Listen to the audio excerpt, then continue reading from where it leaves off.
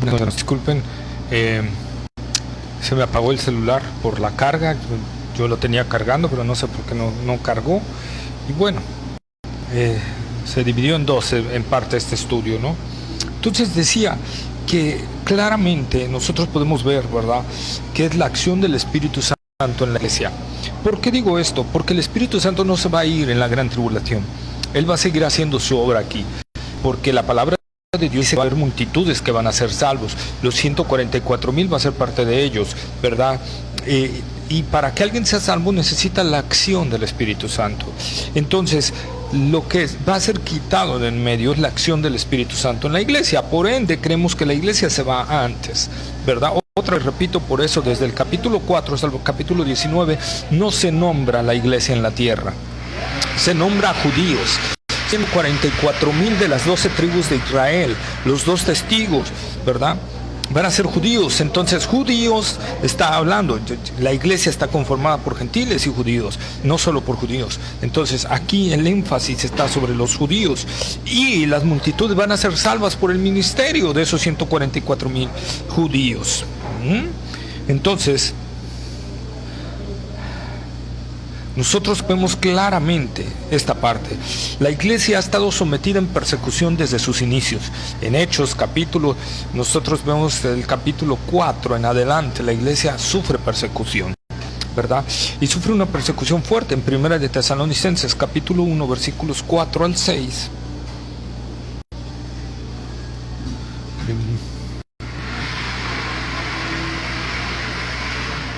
Segunda de Tesalonicenses capítulo 4 al 6 dice: tanto que nosotros mismos nos gloriamos de vosotros en las iglesias de Dios, por vuestra paciencia y fe en todas vuestras persecuciones y tribulaciones que soportáis.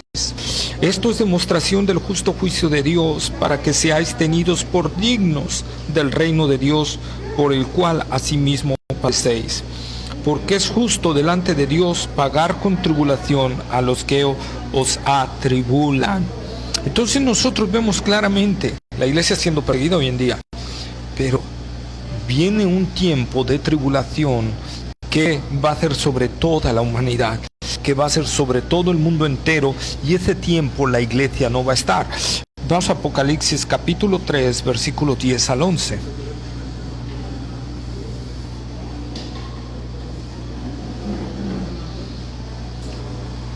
Y dice la palabra de Dios: por cuanto has guardado la palabra de mi paciencia. Dios le está hablando a la iglesia en Filadelfia, una iglesia fiel. Yo también te guardaré de la hora de la prueba que ha de venir sobre el mundo entero, para probar a los que moran sobre la tierra. Yo te guardaré de la hora de la prueba. No dice en la hora de la prueba, sino de la hora de la prueba. Es decir, que va a ser quitada de esa hora de la prueba. Por lo tanto, no puede referirse a la persecución normal que padece la iglesia, sino a ese tiempo de persecución.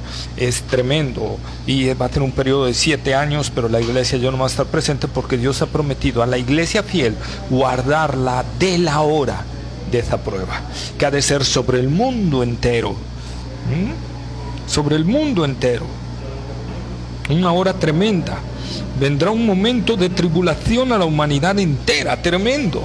El día de Yahvé, ¿verdad?, denominado en la Biblia. Ay de los que preguntan por el día de Yahvé. Será un día terrible, de oscuridad, de tinieblas, fuego, ¿verdad?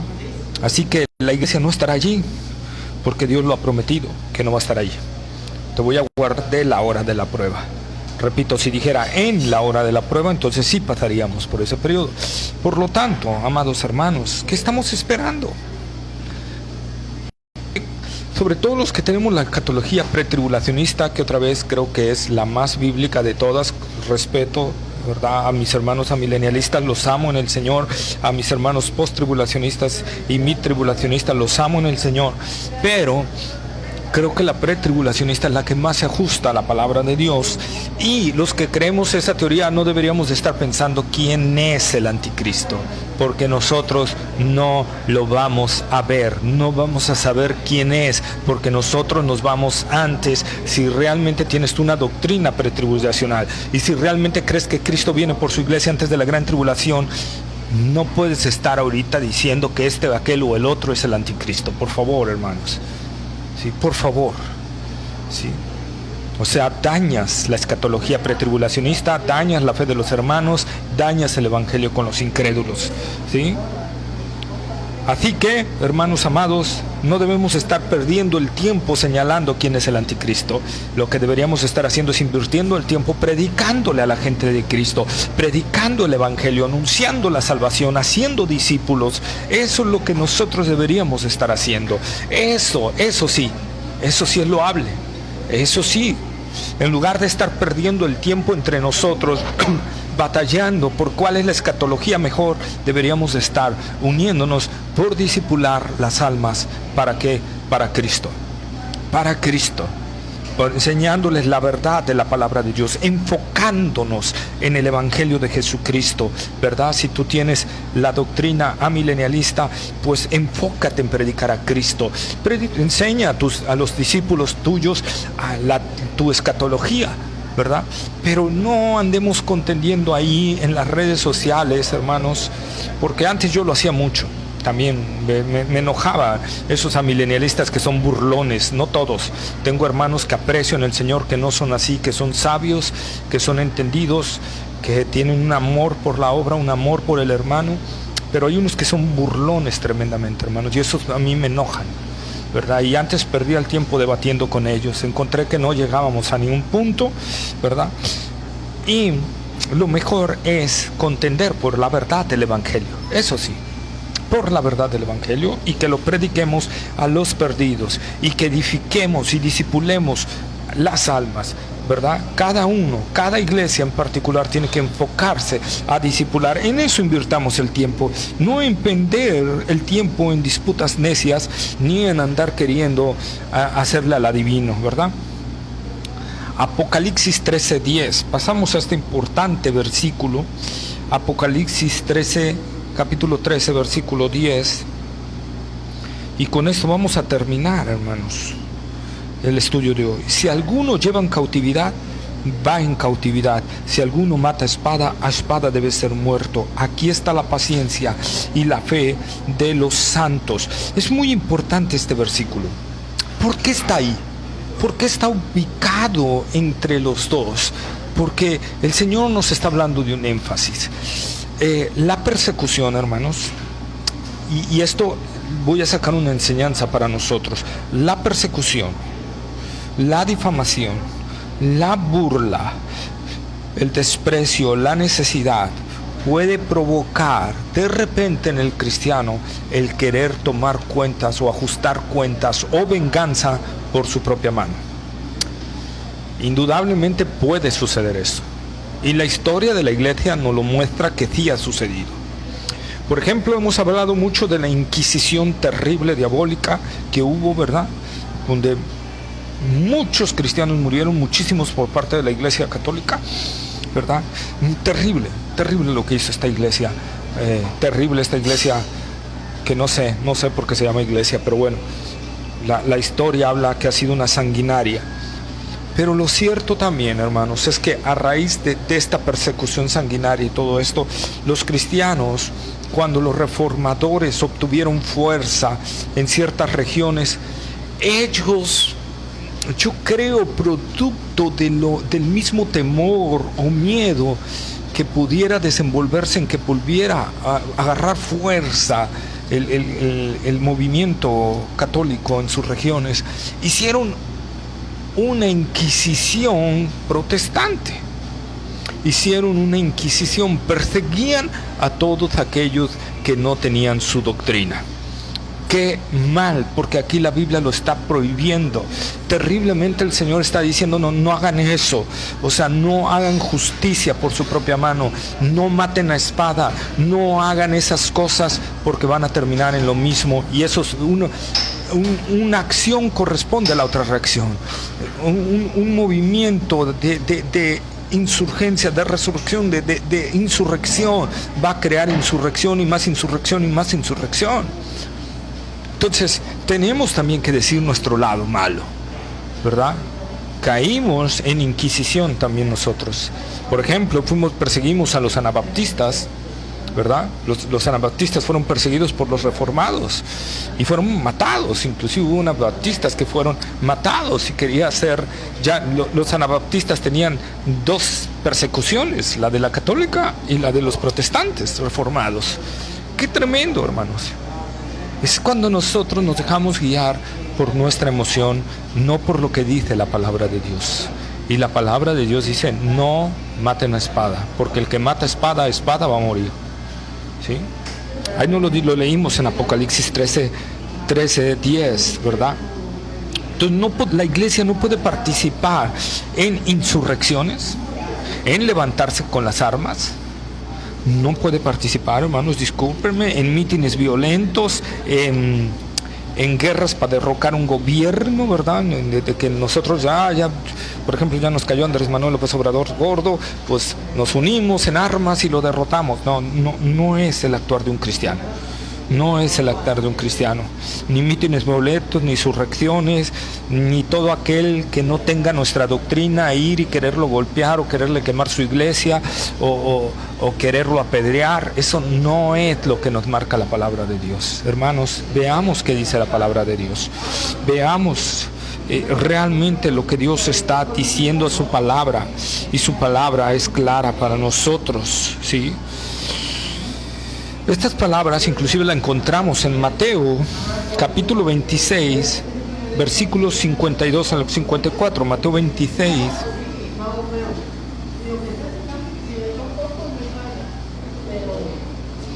versículos 52 al 54.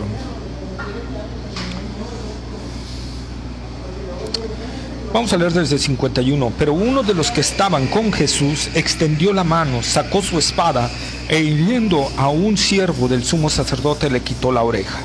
Entonces Jesús le dijo, vuelve tu espada a su lugar, porque todos los que tomen espada a espada perecerán. ¿Acaso piensas que no puedo ahora orar a mi Padre y que Él no me daría más de 12 legiones de ángeles? Pero ¿cómo entonces se cumplirían las escrituras de que es necesario que así se haga? Jesús reprende a Pedro por su reacción. Pedro sacó la espada rápidamente y actuó con la espada. Otra vez, ahí está el ejemplo de Apocalipsis 13:10. ¿Sí? No podemos reaccionar así los cristianos. El Señor le llama la atención a Pedro por hacerlo así. Pedro, si tú matas espada a espada vas a morir. Porque en ese momento estaban rodeados de soldados, ¿verdad? Es indudable, pero no solo es aplicable eso, es algo que va a suceder realmente. Si el cristiano participa en insurrecciones, no esté llorando porque mataron a sus hijos, mataron a esto, mataron a aquello. No va a ser por amor al Señor, no va a ser por la obra del Señor, no va a ser por el Evangelio, va a ser por su estupidez. Perdón por la palabra, pero es la realidad. Va a ser por su estupidez de no obedecer la palabra del Señor. Y va a traer acciones severas hacia su familia, hacia él, por lo que ya dije. Su estupidez de no ver lo que dice la palabra de Dios y guiarse por su reacción, no por la obediencia a la palabra de Dios. El Señor Jesús le manda a Pedro, funda tu espada otra vez y cálmate, ¿verdad? Cálmate, no puedes actuar así, Pedro. Un seguidor mío no puede actuar así. Un seguidor mío actúa diferente, ¿sí? El Señor Jesús, Mateo capítulo 10, versículo 16. Mateo capítulo 10, versículo 16.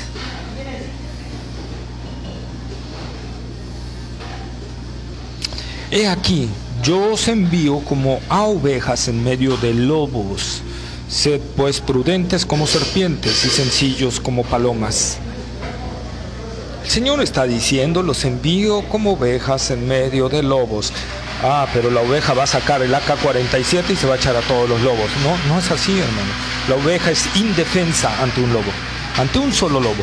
Ahora, aquí no está diciendo que es un solo lobo, aquí está diciendo varios lobos.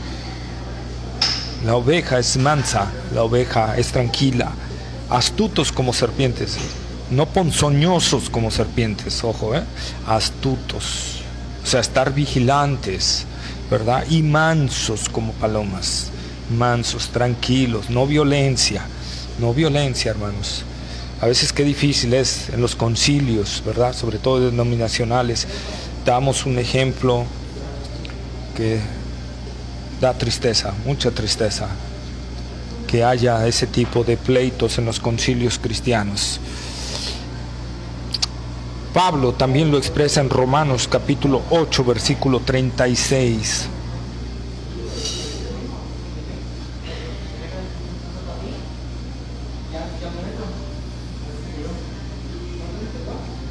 Dice el apóstol Pablo, como está escrito, por causa de ti somos muertos todo el tiempo, somos contados como ovejas de matadero. No somos contados como leones rugientes que están dispuestos a la batalla y a la guerra. No, como ovejas para el matadero, ovejas de matadero. No cualquier oveja, oveja de matadero. Eso es lo que el Señor Jesús nos está llamando. No podremos actuar con armas físicas. Lo que sí podemos es, como dice la palabra de Dios, tomar nuestras armas espirituales y utilizarlas para la extensión del reino de Dios. Tomad nuestras armas espirituales para la destrucción de fortalezas espirituales en la mente de las personas, que es la predicación correcta y fiel de la palabra de Dios, la oración, ¿verdad? La obediencia al Señor, y tomar toda la armadura de Dios, que es la verdad, la justicia, el evangelio, la fe, la esperanza, la palabra de Dios, la oración, y si no me pasa alguno, discúlpenme, ¿verdad? Tomar esas armas, siempre andar diciendo la verdad, siempre buscar predicar la verdad y defender la verdad, como dice Pablo, con mansedumbre. Y les pido que oren por mí, porque a veces me gana el ímpetu y debemos de ser mansos a la hora de exponer la palabra de Dios, a la hora de defender la palabra de Dios. Yo humanamente admiro a MacArthur por eso. Yo veo cómo participa en debates y es un hombre que está tranquilo, defendiendo la verdad, hablando la verdad, si tú no lo ves enojado en un momento. Ha debatido con sacerdotes, ha debatido con budistas, hinduistas, con Chopra, con un montón. Y siempre lo ves ecuánime a ese hombre, ¿verdad? Mis respetos para ese hombre, para el doctor John MacArthur. Pero, y por eso pido que oren por mí, porque quiero así defender la verdad, con pasión, pero con mansedumbre, ¿verdad? Y les encargo mucho que oren por mí, y lo digo para que crean que no hablo como un hombre perfecto, que me creo perfecto, y que no, hermanos, estoy hablando lo que dice la palabra de Dios, y cuando predico la palabra de Dios también me la predico a mí, también me hablo a mí, porque también soy un hombre con defectos, que necesita ser edificado y transformado por la gracia del Señor. Así que les encargo mis oraciones, y espero que este estudio bíblico haya sido de bendición para tu vida. Si fue así, déjame un comentario. Si tienes alguna duda, alguna pregunta, con todo gusto y confianza, mándamelo ahí o mándamelo a mi WhatsApp al 2299288128. O si eres de otro país, añádele el más 52 2299288128 y con todo gusto te contestamos en cuanto pueda, ¿verdad? Que la gracia del Señor sea con todos nosotros. Vamos a orar. Amado Padre Celestial, Señor, hemos visto tu palabra, nos has hablado hoy en día, Señor.